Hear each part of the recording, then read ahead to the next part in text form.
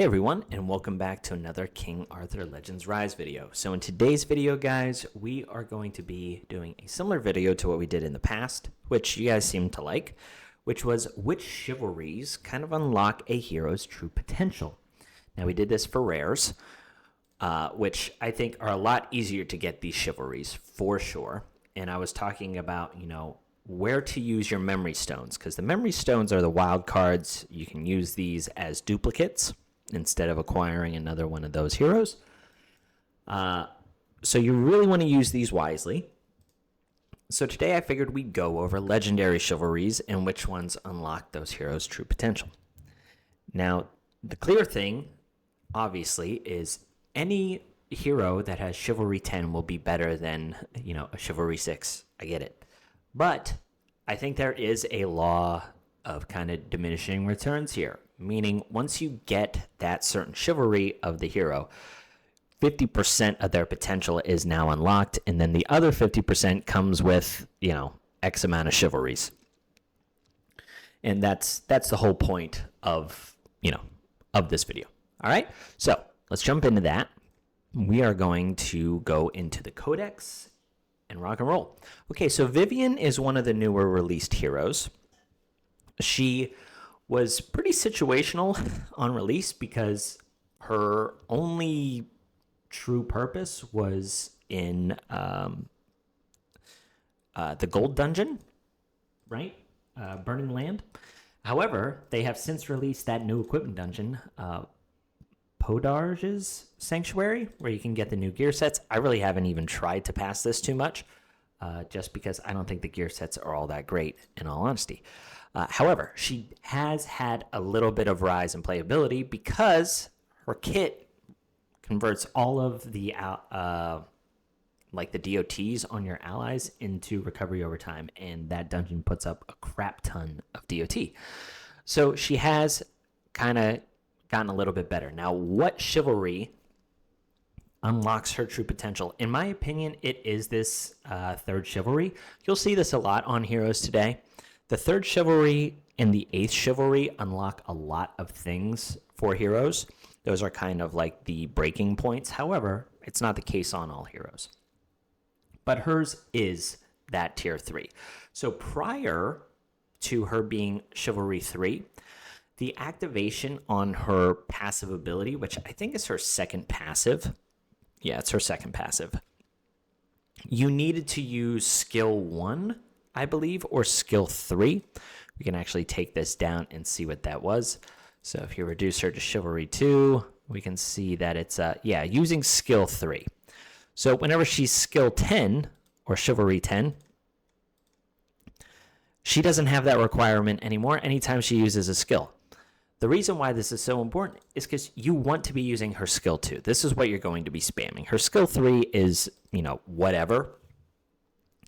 It's more of a damage ability with some healing and a nice heal, but her whole niche is to remove the DOTs. So Chivalry 3, activating this anytime you use a skill is just very, very good. All of her other stuff, like I said, is good, but the skill 3, Chivalry 3, is whenever she unlocks her kind of true potential. Now Tristan. Tristan's pretty nice because he's a free hero. And I really believe that his true potential kind of unlocks after his first chivalry. So after you get one more additional copy of him, which you can farm from the arena as well, really increases his damage.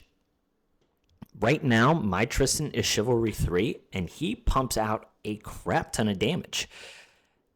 Granted, it needs to be in the dungeons that he specializes in, but that's where you're going to be using him anyway.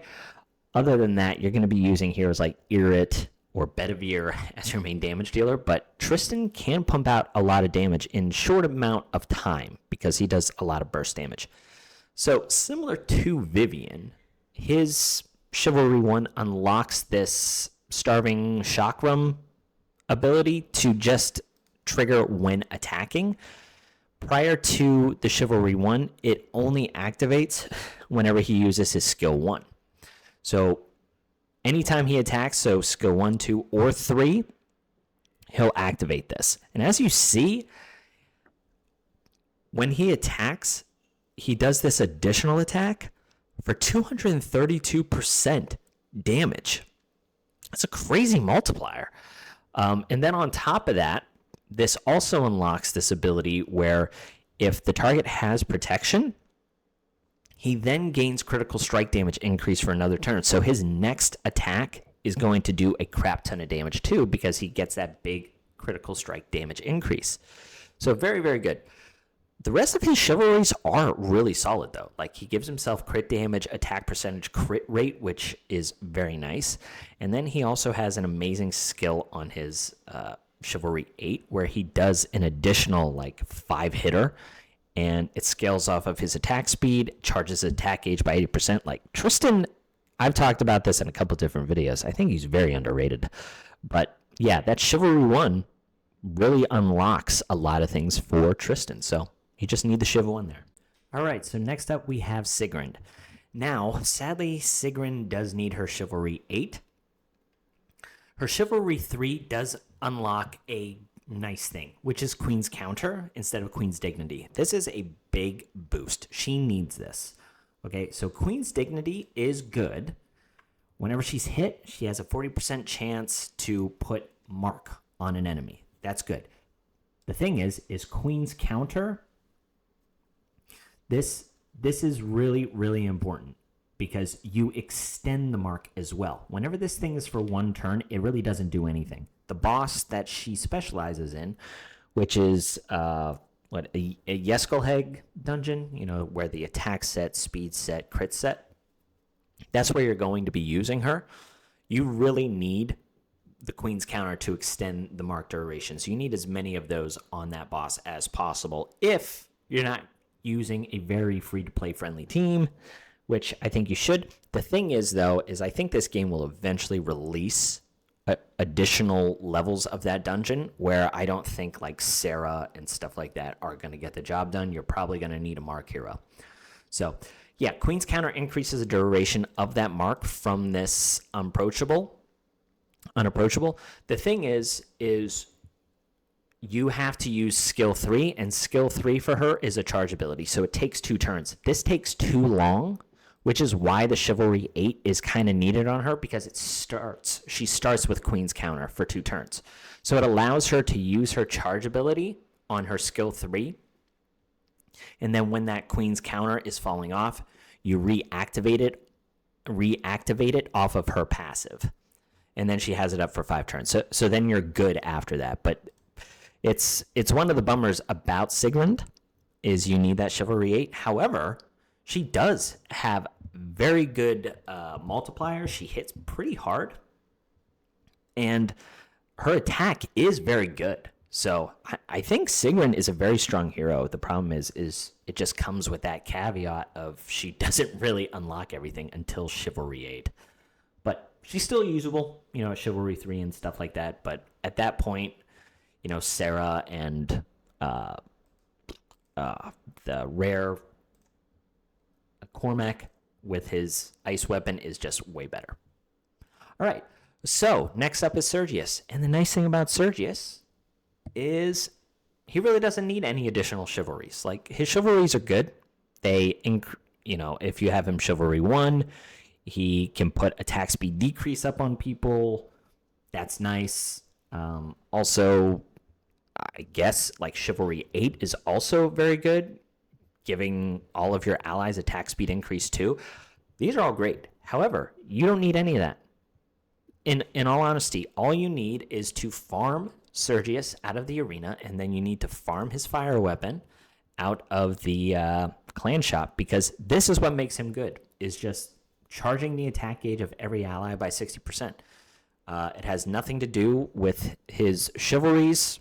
Like I said, they help, but none of his chivalries even give him speed, which is the main thing for him. You need him very fast to keep pumping out this attack gauge. But yeah, so Sergius is one of the most free-to-play friendly heroes. You farm everything that you need for him for free, and you don't even need additional chivalries.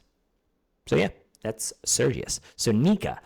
Man, Nika is so good. She is so good. However, the bad thing is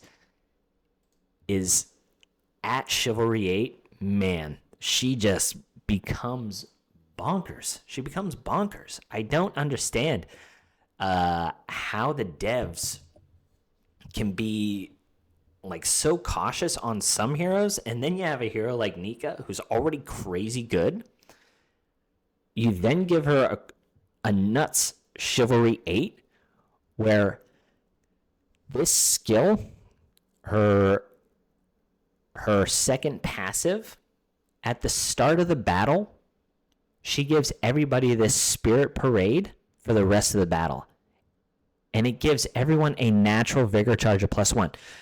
Basically what this means is if she has her Chivalry 8 at the start of the battle, every single hero you have will have the vigor set on. So if they have a vigor equipment set on with Nika, they will be charging vigor by 3 every turn.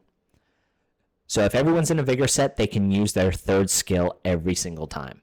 She is so good. Her skills are amazing too. Like, she's granting attack increase. She's healing everybody by a lot. She's also dealing damage. I don't know what they were thinking with this hero. But yeah, this hero is fantastic. But Chivalry 8 is where things just, man, they really start to crush. Chivalry 3 is also very good. You know, getting the Spirit Parade on all of your allies, except her, for 2 turns at the start of the battle, still very good. But yeah, that Chivalry 8, to have it up the entire time, is great in dungeons. The Chivalry 3 can be good on some speedrun dungeons, but if you're trying to progress in like hard mode or whatever of Forbidden Dungeon, Nika at Chivalry 8 is just really dope. All right, moving on. We got Morgan. Morgan, I'm sure at this point has been talked about ad nauseum. Tons of people know that Morgan is the best legendary in the game. That hasn't changed yet, although I do think Nika is giving her a run for her money. But I think Morgan is still a little more important.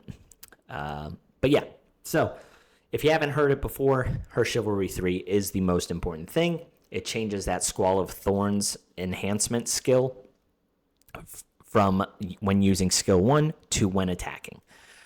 This is really important because for the most part, you're going to be spamming Morgan's skill 2 to reduce the enemy's attack gauge. This is like 90% of the game is just spamming Morgan's skill 2. And if you have her Chivalry 3, you also get the added benefit of putting on the defense decrease and the damage taken. So you're reducing attack gauge, and then you're also putting up all of those amazing damage dealing debuffs. So yeah, no surprise there. I think a lot of people know this, so I'm not going to touch on that for very long. Now, for Merlin. Merlin, I think, is also kind of like Sergius. You don't really need any of his chivalries for him to be very, very good. A lot of Merlin's value comes from his second skill's debuff, which is Frozen Remains. On his second skill, he puts up that Frozen Remains, gives everybody damage over time immunity if they attack the person with that debuff, and then they also take less damage, and then it charges their attack gauge. So that's where a lot of his value comes from. However, some of his chivalries are good. They just don't unlock like a lot of potential for him. I guess the Chivalry 3 is very good, considering it puts that debuff up on the character or the enemy at the start of the battle. It is random, though. So if you're going up against a boss that has limbs or an additional head, that's where I don't think that this is, super great. His Chivalry 8 is also very good, but it's only a 2-time use because it's tied to his first passive, which only has a maximum use of 2 times. But if you do have the Chivalry 8, you have the ability to remove all debuffs, damage over time, and abnormal status from every ally, which is very strong. But with the limited use and whatever, also the cooldown's 8 turns, so it's not something that you can really time. It's not super important, in my opinion. So, yeah, Chivalry 0, Merlin is still amazing, and then the additional chivalries are kind of just cherry on top. All right, Lot, man.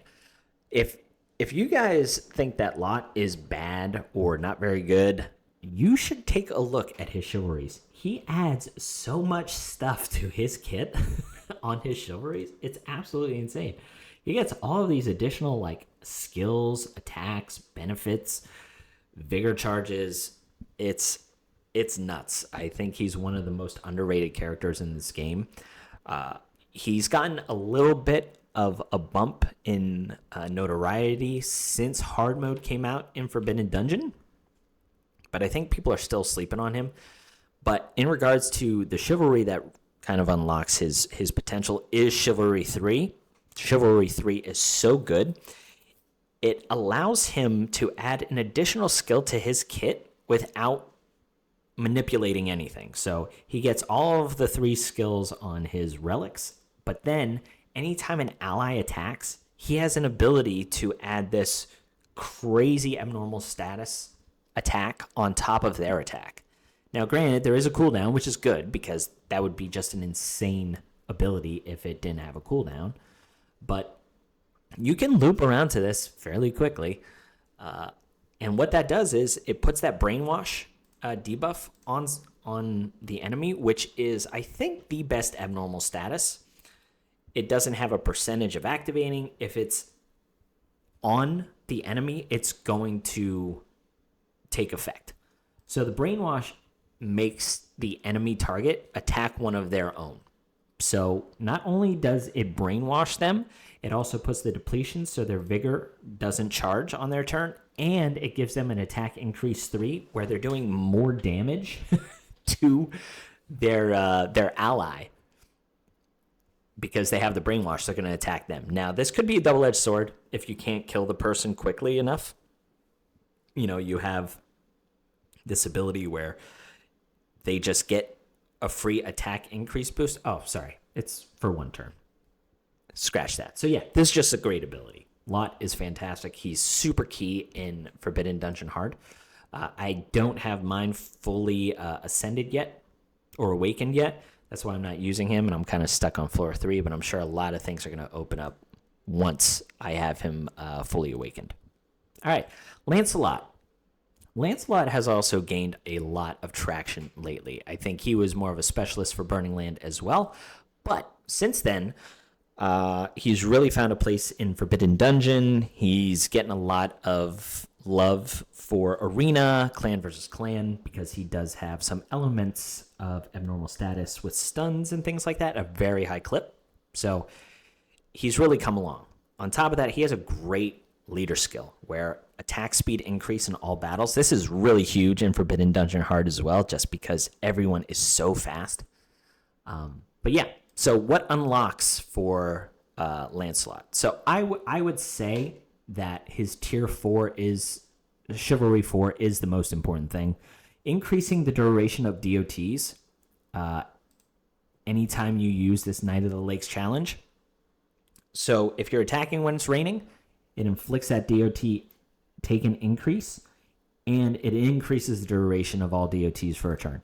This is really big, and that's on a 2-turn cooldown, so you can really spam this, you know, along with somebody like Rosier, Rosary.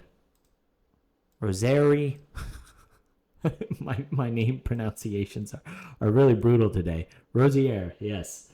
So Rosier, her, and then also Anguish. Like, you are a DOT king. And like I said, he does have the stun on there at a 90% chance. So that's really, really important for PvP and also just specific dungeons in or levels of Forbidden Dungeon. So that's Lancelot, his Chivalry 4. Irit. Irit is probably the best damage dealer in the game now. Very, very good. But at the same time, it's because she has the support of Nika. Nika gives specific buffs to people that are in the Serpent faction, which is why Irit, I think, outclasses Bedivere now. But the good news is Irit's 50% potential unlocks just after the Chivalry 1. The other stuff is also very good, but starting with the Black Magic Wrath is really important. The crit damage, hit accuracy, all of that is really great. However, what's more important is having the Black Magic Wrath so you can activate your third passive immediately.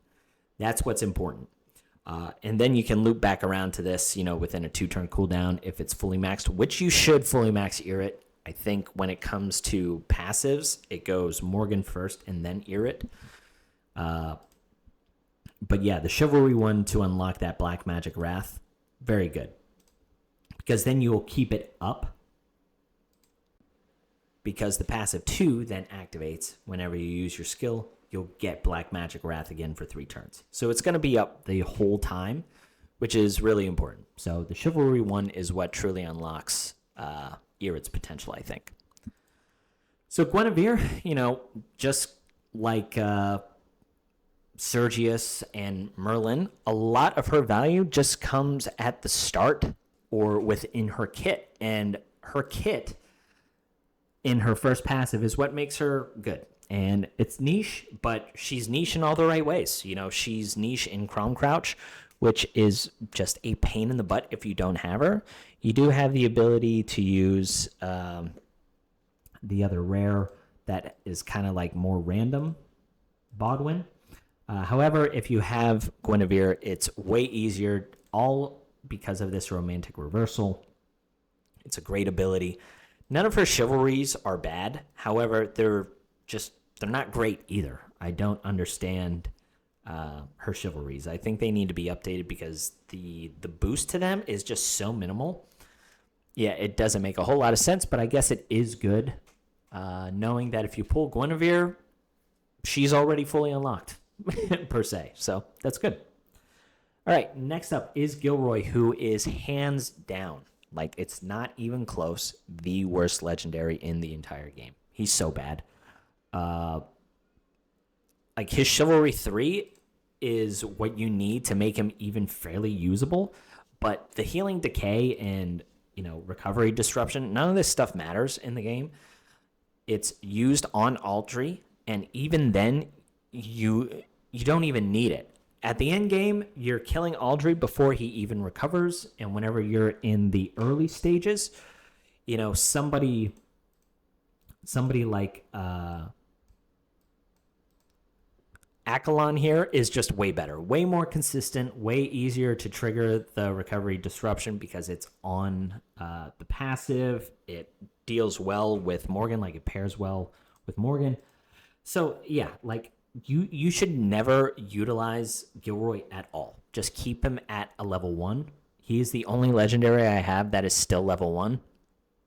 I don't use him at all. He is really that bad. All right, Gillian. Gillian's Chivalry 3 is nuts. This flexible diplomacy, which is already an amazing skill, this is her third passive. She has a 70% chance to trigger when an ally recovers HP. So on her skill 1 and skill 2, on most of her weapons, will recover HP, at least for somebody.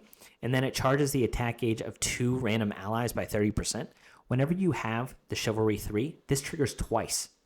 So you can charge an ally's attack gauge by 60% if it hits them twice. It can even do it 90%. It's really cool. I will say I guess, downside to this, though, is it can throw off like a speed tune.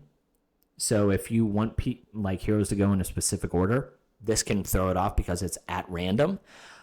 So that is one thing to notice. But yes, the Chivalry 3, having this unlock twice is just really great. It pairs well with the Morgan Sergius kind of team where you're just reducing attack gauges a lot. Being able to charge the attack gauge of Morgan and Sergius to have them go again and loop back around to the attack gauge decrease is a great ability, and it makes it way easier whenever your Gillian is Chivalry 3. So Gawain, Gawain is kind of like Gilroy, where I don't think he does anything really special. He's supposed to be a damage dealer. A lot of his stuff, I think, is tied to PvP, because he gets like this blessing for 3 turns.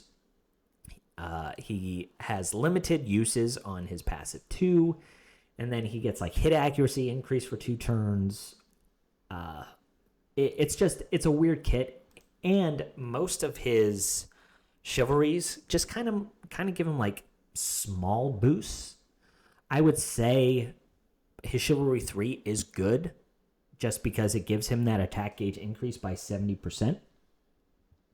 Whenever he uses his skill 3, he changes the weather, increases his attack gauge, does a lot more damage. So he's kind of like getting 2 turns per se, which, like I said, is good in PvP. But outside of that, not really great. And I think he's just outclassed by a lot of damage dealers. Like, you're never going to use him over Irit, even if you're going up against, a Frost enemy, with his baseline Storm. You're just going to bring in a Frost Irit, or you're going to bring in a Bedivere, and you're going to one-shot those heroes anyway. So, yeah, it's a real bummer because I like Gawain. I think he's a cool character, but his multipliers are just bad, and his chivalries just don't really do anything for him. So next is Claudas. I actually think Claudas is really good. A lot of people hate on Claudas. I really like Claudas. On top of that, I think her Chivalry 8 is just really good. It's really good. It changes this cold-blooded hunter.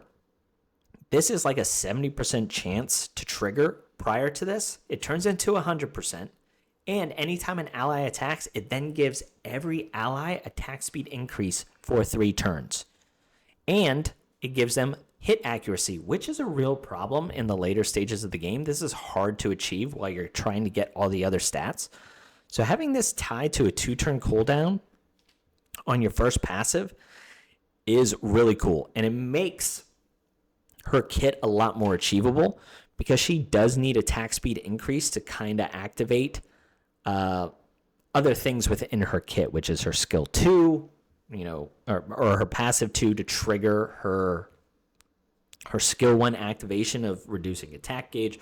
All these things matter in regards to the attack speed increase. You need her to have that. So if you can increase that to 100% and also giving your allies a bunch of additional boosts and benefits, I think this is completely underrated. I'm really close to having her Chivalry 8. I think she's at 6 right now for me, but I'm excited to utilize Claudas. I think she's going to be very, very good in Forbidden Dungeon Hard. There is an uncommon that does something similar to her from her actual relic skill kit, but that uncommon does not have, the passive ability to give everybody attack speed increase, hit accuracy, all of those things, and to keep it up for the entire time. So speed, very important in Forbidden Dungeon Hard as well. So if Claudas is doing 2 things instead of the 1, yeah, obviously better, which she should be. She should be better than an uncommon. All right, Clarissa. Clarissa is also pretty strong. She's just outclassed by Irit and Bedivere. I think they just need to tweak her multipliers. They did buff her, but it's still not enough.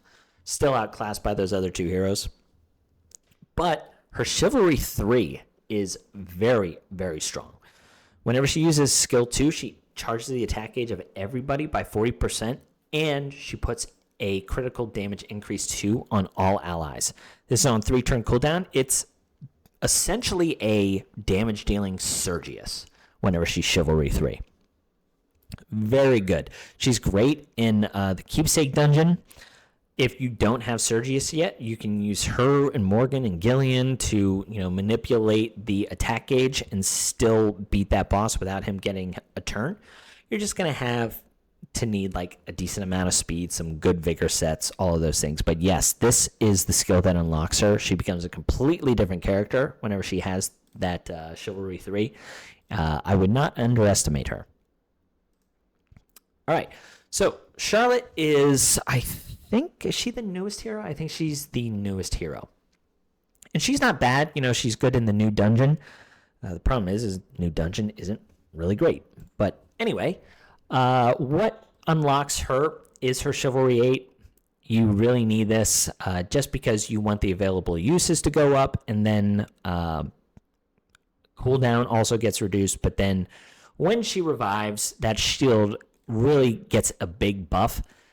She's such a weird character. I don't think her kit really works However, I do like the, I guess, the creativity around it. Like, I'm glad that the developers kind of went for a different approach, which is really cool. However, there's just too much damage on the higher stages of the game to make a damage dealer like this work. I think what would make it just a little bit better is if her skills, or her shield actually, if her shield was tied to like her attack, because then you could really like scale up her attack and you could just maximize the damage, and then the shield would just really be huge and increase her survivability. But yeah, sadly, you do need the Chivalry 8 to make her usable, but I just don't think it's worth it. I think there's plenty of teams out there that can farm that new stage without Charlotte. Okay, now Sarus. I was really high on Sarus. She's still very good. She has a great leader skill. She's got crazy abilities for arena and clan war. However, outside of that, she's okay. I know a couple of people have shown her fire relic, if you have it, to be quite good in the new dungeon. But outside of that, I don't know. I think I probably overhyped her, so that's my bad. But she seemed very, very good when she was released, and she is good. But she's not as good as I think as I communicated. But in regards to her chivalry, she's extremely fast, and she can put up this attack gauge decrease immunity on her skill kit. However, if you have her Chivalry 8, then she doesn't need to be fast, and the rest of your team doesn't need to be fast, because whenever you have that attack gauge decrease immunity, you know, your opponent can't loop Morgan in the decrease attack gauge. However, that's kind of fallen out of like the high-end PvP anyway. But yeah, I think that's what you really need. And then maximizing this kaleidoscope blessing with the mirror image is important. That's her whole thing, is the reflect damage, and if you can maximize that to increase the multiplier, that's truly what unlocks her potential. Bedivere, you know, the damage king for a really long time, until they started to boost up Irit there. He's still amazing. If you pull him, you should be super happy. And the nice thing is his Chivalry 1 is what makes him great. The other stuff is good, like his Chivalry 2 is good as well. But just getting that additional percentage defense ignore on his skill 1 is super nice. And that's what makes him good. So, yeah. All of his other stuff obviously increases his damage, like I said at the beginning of the video, but if you have a Chivalry 1, you're half the way there. Aine. Man, Aine was slept on for so long, and now she's one of the most overpowered heroes. She's certainly top 3. There's a debate between her, Morgan, and Nika, I would believe.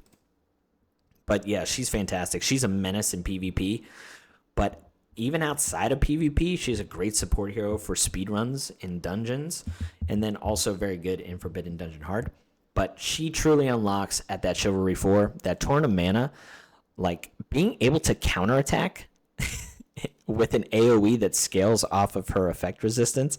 This skill hits so hard, and anytime you hit her, the potential of her counterattacking with that ability is just devastating. So that's really what unlocks 50% of her potential. Florentius, in all honesty, I didn't even look here. This guy's kit is just word salad, but I would say his Chivalry 8 is what makes him great. You know, attack gauge charge plus 40% of guts, whatever this is. So you charge his attack gauge by 100% when he uses skill 2. He had all these crazy abilities, and then you just go in and smack really hard, maybe on a skill 3 or whatever. AoE. What does this fire relic do? Yeah, attacks an enemy 2 times. So one enemy for 256% attack, 100% chance to stun, and then Oblivion. Like, that's good skill. That's a good skill. So yeah, maybe Chivalry 8. I didn't even look. It's just word salad. It's too much reading for me. But yeah, guys, that's the video. I hope you enjoyed. I hope it's, revealed some things to you, or it was just an entertaining watch. Anyway, I appreciate you checking it out, and I'll catch you on the next one. See ya.